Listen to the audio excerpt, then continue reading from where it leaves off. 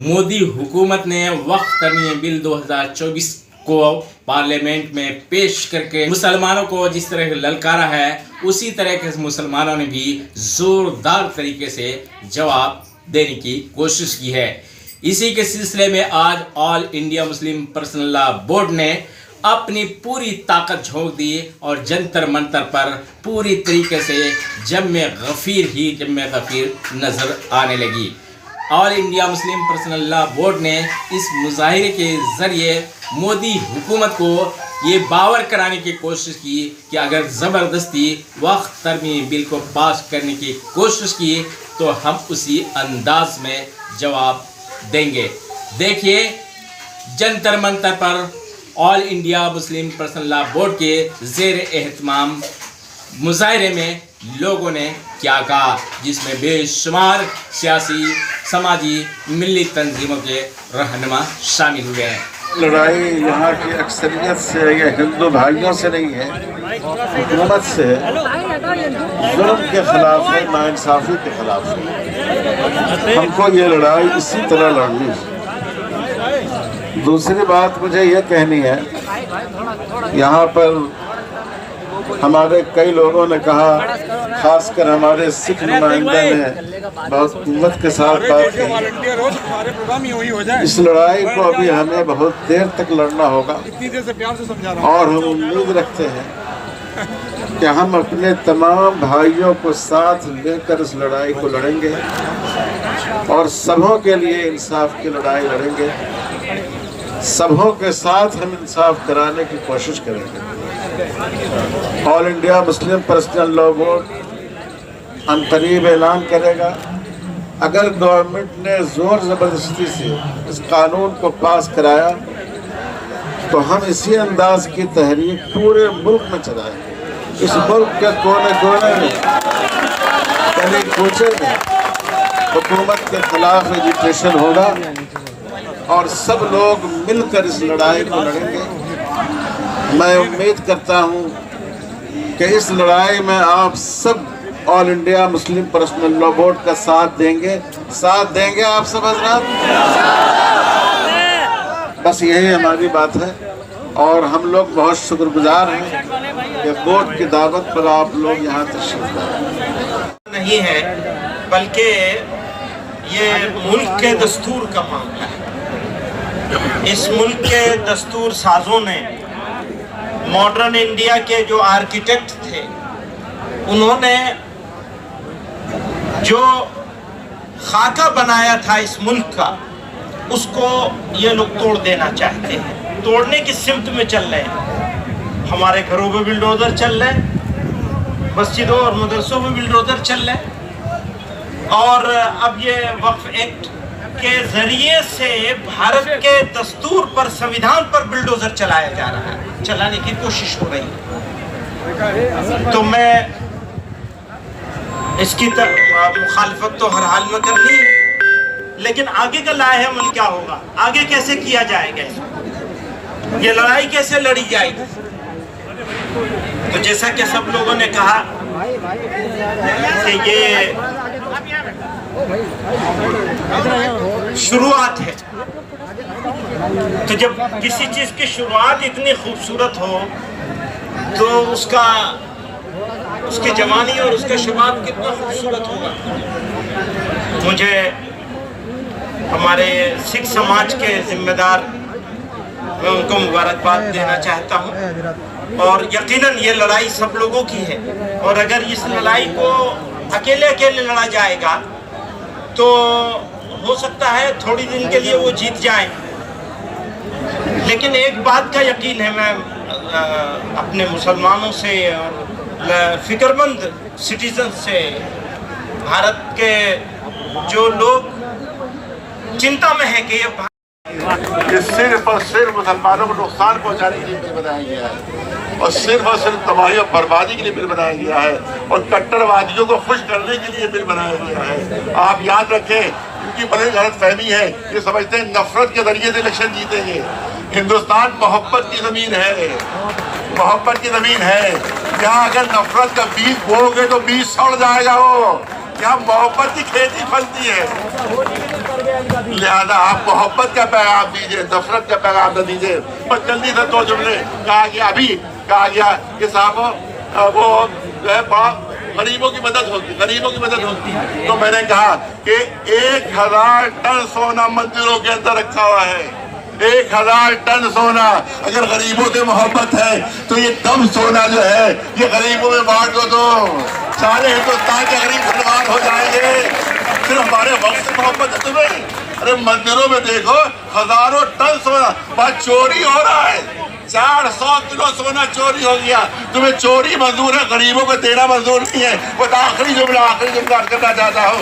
ये कहा गया ये फायदा होगा, इसमें एक्ट में ये है एक्ट में कि गवर्नमेंट के पास जितनी भी जमीनें वक्फी हैं वो गवर्नमेंट की हो जाएगी। इसका मतलब है कि चोर को चोरी का माल मिल जाएगा। ये कौन सा कानून है? ये चुरा भी रहे हो और कह रहे हो चोरी का माल ही हमारा हो जाएगा। इससे बड़ा नुकसान और क्या हो सकता है? आप अपना धरना जारी रखिए, आप अपना आंदोलन जारी रखिए। और सही और मिलती हुआ कोशिश हमारा काम है, फतह देना अल्लाह का काम है। मिलेगी, दुश्मन शिकस्त खाएगा। मोहम्मद सैफुल्लाह रहमानी साहब शहनशीन व तशरीफ फरमा, कौम और मिल्लत के तंजीमों के ज़िम्मेदारान, मेरे साथी अरकान पार्लिमान, दीगर सियासी पार्टी के ज़िम्मेदार, मौजूद हाज़रीन इकराम, करना चाह रहा हूँ कि नरेंद्र मोदी की हुकूमत वक्फ बिल को लाकर कानून बनाने की जो कोशिशें कर रही है उनका मकसद एक ही है कि इस मुल्क में अमन को ख़राब किया जाए। वज़ीर आज़म का मकसद एक ही है कि मस्जिद और मंदिर के नाम पर आवाम हमेशा लड़ते रहे, और उस बिल का मकसद ये नहीं है कि वक्फ की जायदादों को मजबूत किया जाए या उनकी हिफाजत की जाए। आप खुद अंदाज़ा लगाइए कि हिंदू धर्म के एक बहुत बड़े ज्यूरिस्ट हैं BK मुखर्जी की किताब में लिखा गया कि हिंदू धर्म में बाय कस्टम बाय यूसेज वो मंदिर की जायदाद बन सकती है। तो नरेंद्र मोदी वक्फ बाय यूज़र को इस तरह से ख़त्म कर रहे हैं कि अगर कोई डिस्प्यूट होगा या गवर्नमेंट प्रॉपर्टी होगी तो वक्फ बाय यूज़र नहीं रहेगा। दिल्ली में 123 वक्फ की जायदादें हैं जिस पर दिल्ली हुकूमत का दावा यह है, मरकज़ी हुकूमत का, कि ये गवर्नमेंट की प्रॉपर्टी है। कलेक्टर को इख्तियार देने का मतलब यही है कि कलेक्टर हुकूमत के हक में फैसला देगा। जिस मस्जिद के इमाम हमारे भाई मौलाना मुहिबुल्लाह नदवी साहब है, वहाँ पर मरकज़ी हुकूमत सरकार की तरफ से वहाँ पर एक नोटिस लगा देगा कि ये वक्फ की प्रॉपर्टी नहीं है। हिबा को निकाल रहे हैं, ट्रांसफर ऑफ प्रॉपर्टी में हिबा है, मगर कोई गिफ्ट नहीं कर सकता वक्फ की जायदाद को। नरेंद्र मोदी आजकल भारत के हमारे फजीलतुल शेख बने हुए हैं और ये बता रहे हैं कि अगर कोई मुसलमान होता है तो उसको 5 साल तक वो वक्फ को नहीं दे सकता है। ये कहां से इनको मालूम की है कि भारत के मुसलमानों से उनकी सियासी और मजहबी शनाख्त को छीन लिया जाए। मैं आपको बता रहा हूं कि इस बिल का मकसद मुसलमानों से मस्जिदों को छीनना, दरगाहों को छीनना, कब्रिस्तानों को छीनना, इवैक्यू प्रॉपर्टीज को छीन लेना, ये मकसद नरेंद्र मोदी की हुकूमत का है।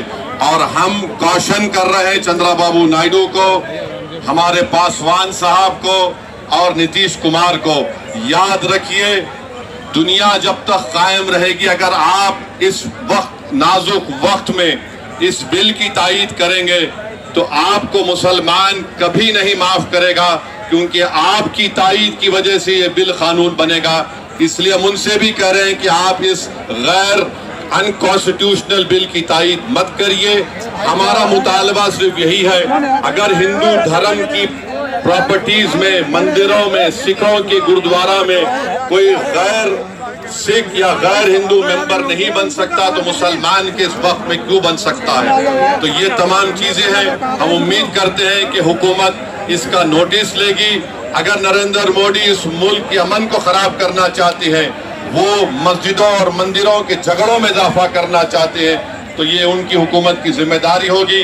मैं यहाँ पर शुक्रिया अदा करना चाहूँगा हमारे जॉइंट वर्किंग कमेटी पार्लियामेंट के तमाम अरकान का, और ख़ास तौर से कल्याण बनर्जी साहब का, टीएमसी के राजा साहब का, डीएमके का, हमारे नासिर भाई का और मुहिबुल्लाह नदवी साहब का। हमने तमाम बड़ी कोशिशें की, हमने अपनी अपनी डिसेंट रिपोर्ट को दिया, और ये अनकॉन्स्टिट्यूशनल है, इसका कोई भी फायदा वक्फ को नहीं होगा। सिर्फ वक्फ बोर्ड को बर्बाद करने के लिए, वक्फ जायदादों को लूटने के लिए हुकूमत ये एंटी कॉन्स्टिट्यूशनल और एंटी मुस्लिम काम करने जा रही है। बहुत बहुत शुक्रिया। सभापति, जनरल सेक्रेटरी, सदस्यगण और मंच पर विराजमान विभिन्न समाज सेवकगण, विभिन्न संगठनों से आए हुए कार्यकर्तागण, यहाँ पे उपस्थित लोकसभा और राज्यसभा के सांसदगण और यहाँ पे उपस्थित मीडिया के दोस्तों, हमारा देश अगर चलेगा तो संविधान के अनुसार चलेगा। हमारा देश अगर चलेगा तो भारत और हिंदुस्तान की वो पुरानी संस्कृति जिसमें हम अमन, चैन और भाईचारा को तवज्जो देते हैं, उस आदर्शों पर चलेगा। और आज हम सब समाज में मिलजुल कर शांति में जीना चाहते हैं, अमन के साथ, भाईचारे के साथ, सद्भावना के साथ जीना चाहते हैं। हम सभी के धर्मों ने सिखाया है कि धर्म का अगर पालन करना है तो औरों के धर्म को भी सम्मान करना पड़ेगा। ये है हमारी धर्म की सीख कि कोई भी इंसान हो, अगर उसको एक अच्छा इंसान बनना है तो दूसरे के प्रति भी उसके मन में श्रद्धा और उसके मन में सम्मान होना चाहिए। लेकिन आज इस पुरानी संस्कृति के विपरीत डॉक्टर बाबा साहब भीमराव अंबेडकर की दी हुई संविधान के विपरीत वर्तमान सरकार काम कर रही है। जो उनका मन चाहे वो काम करना चाहते हैं। एक लोकतांत्रिक समाज में समाज के साथ विचार होता है, समाज के साथ विमर्श होता है, लेकिन मुझे संदेह है कि जब ये सरकार ये कानून जब बना रही थी तो समाज के साथ उन्होंने विचार विमर्श नहीं किया, उन्होंने आप लोगों के साथ विचार विमर्श नहीं किया, आप लोगों की राय नहीं मांगी, आप लोगों को शायद बुलाया भी नहीं होगा। हाँ, उसके बाद कमेटी गठन हुई और कमेटी में किस प्रकार से उस कमेटी में तानाशाही हुई वो हम सब ने देखा। उस कमेटी का सदस्य मैं भी था। उस कमेटी के सदस्य आज हमारे साथ, हमारे इमरान मसूद जी भी हैं, हमारे ओवैसी साहब भी हैं। बार बार हम कमेटी से बाहर निकलकर देश को बताते थे मीडिया के द्वारा कि कमेटी के अंदर किस प्रकार से संविधान के साथ नाइंसाफी हो रही है, पार्लियामेंट की मर्यादा के साथ नाइंसाफी हो रही है, पार्लियामेंट के नियमों के साथ नाइंसाफी हो रही है। हमने बार बार ये उठाया और इसीलिए इस कानून जिसका उद्देश्य सिर्फ समाज में द्वेष फैलाना है, इस कानून का हम विरोध करते हैं। मैं आज आपके बीच में आया हूं, मैं आप सभी का ज्यादा वक्त नहीं लेना चाहता, लेकिन ये चंद शब्द कहने के लिए आपने जो मुझे अवसर दिया उसके लिए मैं अपने तहे दिल से सभी का शुक्रिया अदा करते हुए यहीं पे अपने वाणी को विराम देता हूं। धन्यवाद, शुक्रिया।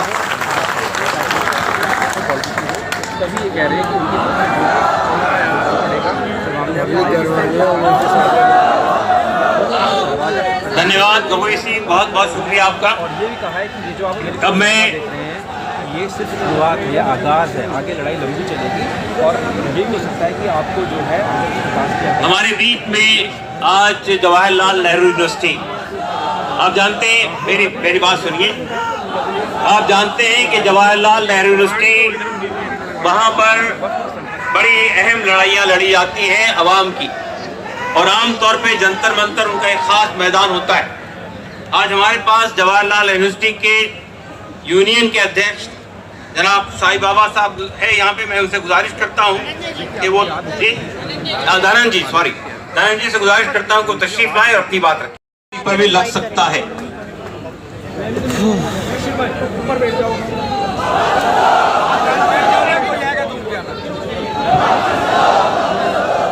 वाहिगुरु जी का खालसा वाहिगुरु जी की फतेह। बिस्मिल्लाहिर्रहमानिर्रहीम। मंच पर मुस्लिम जगत के धार्मिक और सियासी आगू साहिबान और पूरे हिंदुस्तान से आए हुए मुस्लिम भाइयों, मैं आज यहाँ पर आपको ये जताने आया हूँ कि इस लड़ाई में आप अकेले नहीं हैं, हम आपका पूरा पूरा साथ देंगे।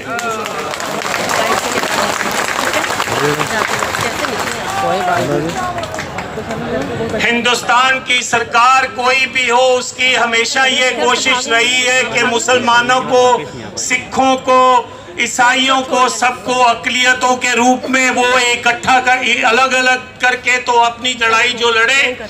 आज आपकी ताकत को देखते हुए एक और बड़े मुहाज की आज आप नींव रख रहे हैं कि हम अक़लियत नहीं है, हम मेजॉरिटी है।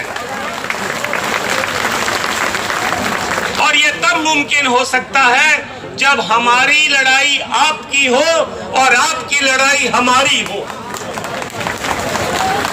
ये तब हो सकता है जब वक्फ बोर्ड की जमीनें अगर बिहार में उठाई जाती हैं या कोई धक्का किया जाता है या यूपी में किया जाता है, तो पंजाब में से मुसलमान और सिख भाई वहां जाकर लड़ाई लड़ें और अपनी जो है उनको बताएं कि ये हम बर्दाश्त नहीं करेंगे।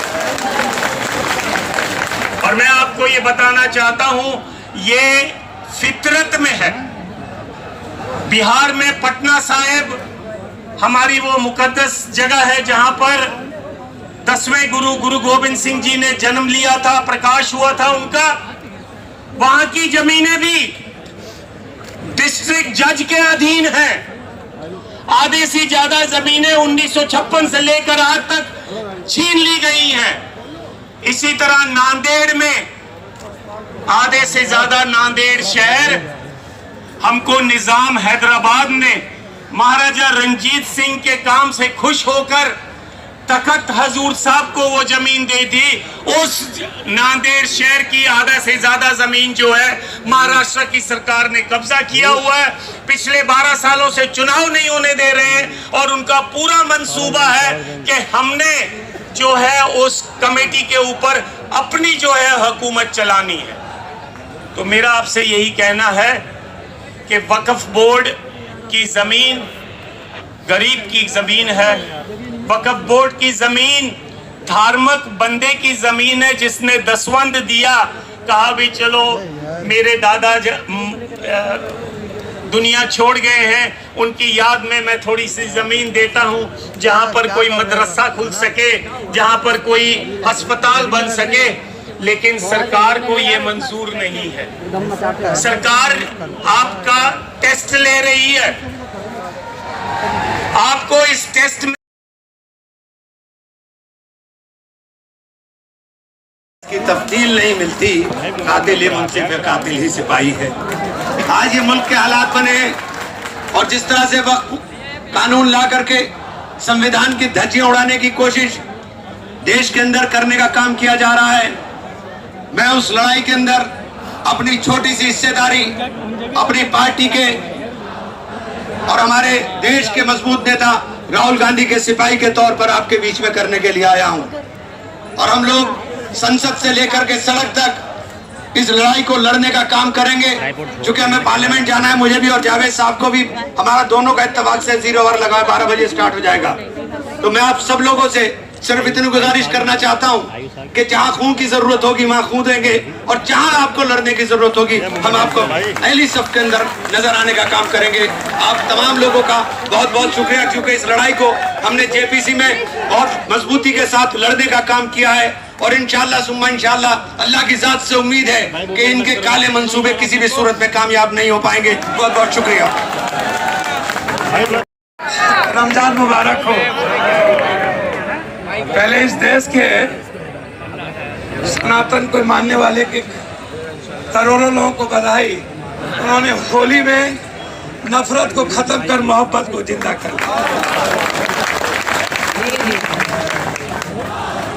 और इनकी साजिश बेनकाब हो गई। ये मैं दिल की गहराइयों से कह रहा हूँ। इसीलिए अभी सेशन चल रहा है ना, मोदी जी से एक आग्रह है, मैं ज़्यादा नहीं कहूँगा। अभी लोग कह रहे थे कि ये राजनीतिक प्रोटेस्ट है। मैंने कहा मंडल का भी प्रोटेस्ट था, कमंडल का भी प्रोटेस्ट था, बीना आंदोलन था, जाट आंदोलन था, गुजरात आंदोलन था, गुजर आंदोलन थे, आरक्षण आंदोलन हुए। सभी तरह के विचार और आज़ादी से जीने के लोगों के लिए जब हमारे ही देश में संविधान से ऊपर कोई व्यक्ति और कोई शासन हो जाए तो मरता क्या नहीं करता। हमारे पास मरने का जज्बा है। मैंने बार बार कहा है कि जहाँ रोशनी है वहाँ अंधकार नहीं है, और जहाँ अंधकार है वहाँ रोशनी नहीं है। जहाँ डर है वहाँ इस्लाम नहीं है, जहाँ इस्लाम है वहाँ डर। मैं बहुत बात नहीं कहूँगा क्योंकि फिर कोई कुछ हो बोल देगा मेरे बारे में, बोलेगा हम मुसलमान की भाषा अच्छी बात करते हैं और सच्चाई के साथ बोलते हैं, भीतर कुछ भी नहीं रहता। मुद्दों पर चाहे ST/SC का सवाल हो, मैं हमेशा कहता हूँ मोदी जी को मुसलमान से नफरत नहीं है। अरब में जाके वो सिर झुकाते हैं, महबूबा साहब से वो मोहब्बत करते हैं, गल्फ कंट्री से वो भीख मांगते हैं और बांग्लादेश से माफी मांगते हैं, और हिंदुस्तान के मुसलमान से इतना मोहब्बत करते हैं कि वो अपनी सियासत को जिंदा रखते हैं। वो कुछ नहीं बिगाड़ सकते किसी का, या पप्पू यादव या कोई। एक चींटी भी एक छोटा सी जाति है, उसको भी कोई कुछ नहीं कर सकता। देखो मैंने बार बार कहा कि कोरोना आया, लोगों ने कहा साद साहब ने कोरोना ले आए, तो मैंने कहा औकात थी तो गिरफ्तार काहे नहीं कर लिया, आज तक क्यों गिरफ्तार नहीं हुआ। इसीलिए आपके जो मुद्दे हैं, चाहे जितने मुद्दे होते हैं, NRC हो, CA हो, कुछ भी हो, एक जो मेरी समझ है सच्चाई के साथ मैं सदन में मजबूती के साथ सड़क से लेकर सदन तक उठाता हूं। आप बेफिक्र रहें, मेरी हैसियत जितनी है आपके अधिकार और आपकी खुशियों के लिए पप्पू यादव पहला शख्स होगा जो कुर्बानी देने के लिए तैयार होगा, उसमें कमी नहीं होगी। इन्हीं शब्दों के साथ पुनः रमजान की ढेर सारी शुभकामनाएं।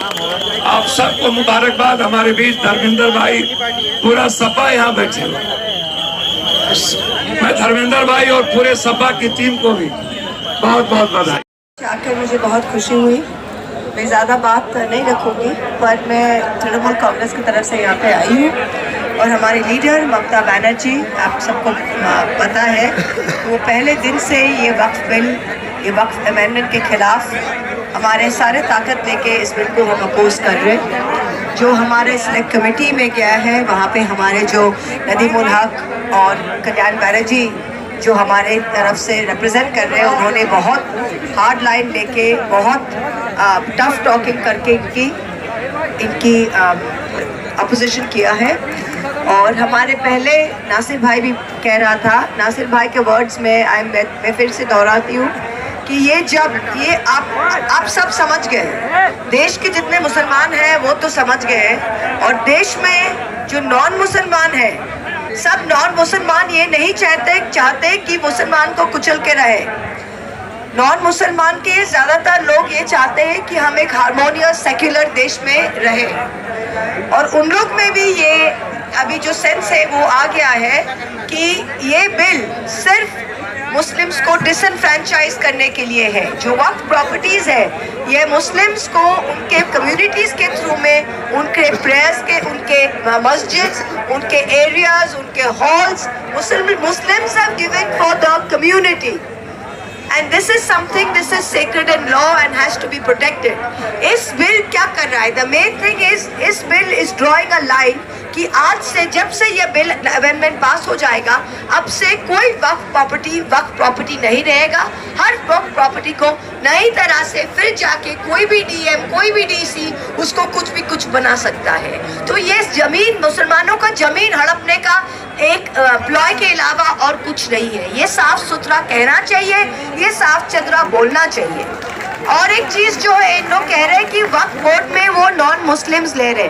हम आपको पूछते हैं, हम सेक्युलर कंट्री के हैं, हम सेक्युलर कंट्री के हैं, सेक्युलरिज्म में विश्वास करते हैं, पर इस देश में आप जाइए ना, राम जन्मभूमि बोर्ड में बोलिएगा 2 मुसलमान डालेंगे, डाल सकते हैं। आज हमारा जो हिंदू का बंगाल में जो हमारा कालीघाट का हिंदू का बोर्ड है, हम डालेंगे मुसलमान उसमें? नहीं डालेंगे। शिरोमणि गुरुद्वारा प्रबंधक कमेटी SPGC, वहां पे आप बोलिएगा मुसलमान डाल ले, मुसलमान डाल सकते हैं आप, मानेगा? तो फिर इसमें इस वक्फ बोर्ड में क्यों नॉन मुस्लिम्स जाएगा? I don't understand this, I don't understand this. Her point में मुसलमान जो हमारे देश के 200 करोड़ से भी ज्यादा आबादी है, इंडोनेशिया से सबसे ज्यादा मुसलमान इंडोनेशिया के बाद भारत में है। और बातों में ये मुस्लिम्स को डिसएनफ्रेंचाइज करना, मुस्लिम्स को ये फीलिंग देना कि ये आपका देश नहीं है, पाकिस्तान चले जाओ, बांग्लादेश चले जाओ। क्यों पाकिस्तान जाएंगे भाई, क्यों बांग्लादेश जाएंगे? 5 बार मिट्टी में, यहाँ पे इस मिट्टी में हम रहेंगे, कहीं नहीं जाएंगे, कहीं नहीं जाएंगे। उनको जाना है वो जाए, हम कहीं नहीं जाएंगे। और वो चाहते ही है कि मुस्लिम्स को इतना डिसएनफ्रेंचाइज करे, इतना एक घर करे, इतना गेटोवाइज करे कि एक इलाके में सब मुस्लिम्स है, कहीं मुस्लिम्स को घर के टेनेंसी ना मिले, एक इलाके में एक बिल्डिंग में मुस्लिम को घर के इलाके ये नहीं मिले, मुस्लिम को जॉब नहीं मिले। जिस प्रोफेशन में मुस्लिम्स काम करते थे, धीरे धीरे उस प्रोफेशंस में उन लोग ने हस्तक्षेप लेकर लिया है। अभी आप देखिए ड्यूरिंग होली, आप देखे थे, होली में कह रहा है कि कोई मुस्लिम घर के बाहर मत जाएगा। क्यों यूपी के वर्दी पहना हुआ पुलिस ऑफिसर कोई कह सकता है कि कोई मुसलमान बाहर नहीं जा सकता है होली के दिन? हाँ, आप कोई पूजा के दिन, आप कोई ईद के दिन किसी हिंदू को बोल सकता है कि आप बाहर मत जाइए? हो सकता है क्या? तो ये जो रेटरिक है, ये डिवाइड एंड रूल, ये बीजेपी समझ गया है कि जितना डिवाइड एंड रूल करो वो 60% हिंदूज जो है उसको एकदम एक साइड करके उनका 50% वोट से हमको जीतना है। यही उनका, there is no more fig leaf anymore. मेरा हिंदी इतना अच्छा नहीं है, पर I hope you understand what I am saying. पर अभी कोई आंखों की जो शर्म है वो भी नहीं है। जो चीज 30 साल पहले ये चुप के कमरों में बोलते थे, आजकल माइक लगा के कैंपेन में खुल्ला बोलते, खुल्ला बोलते। और क्या समझते? और ये सिर्फ, मैं तो कहती हूँ, ये सिर्फ मुसलमान का ड्यूटी नहीं है कि इसके खिलाफ खड़े होने का। हर right thinking person in this country has to stand up. Every right thinking country is. सरकार के दिल में, दिमाग में केवल मुसलमान भाइयों के लिए नफरत है। अभी उत्तर प्रदेश के मुख्यमंत्री, उत्तर प्रदेश के कुछ उनके मुख्यमंत्री के चहेते अधिकारियों ने ये साबित किया, और होली और जुमे के दिन जो नफरत फैलाने का षड्यंत्र किया सरकार ने, वो हमसे, आपसे, पूरे देश में किसी से छुपा नहीं है। ये सरकार केवल मुसलमान भाइयों के अहित करने के लिए, और न केवल मुसलमान भाइयों के अहित करने के लिए, ये देश के दलित, पिछड़े, आदिवासी सभी वर्गों के खिलाफ है।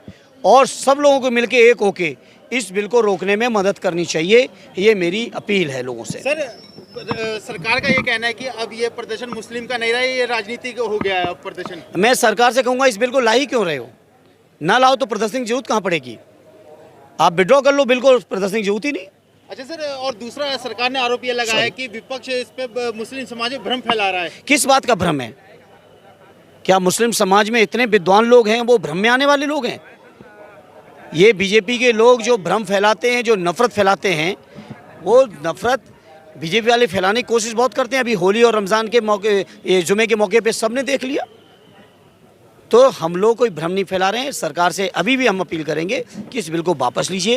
ये मुसलमान भाइयों के हितों के विरुद्ध बिल है, और वापस नहीं लेंगे, सदन में लाएंगे तो हम लोग उसका पुरजोर विरोध करेंगे। सारी अपोजिशन पार्टियां खिलाफ। हाँ बिल्कुल, आपने देखा होगा सारी अपोजिशन पार्टी के अलग अलग लोगों से आपकी बात भी हुई होगी, और सभी के सभी, जहाँ तक मेरी जानकारी, सभी खिलाफ हैं। थैंक यू, शुक्रिया।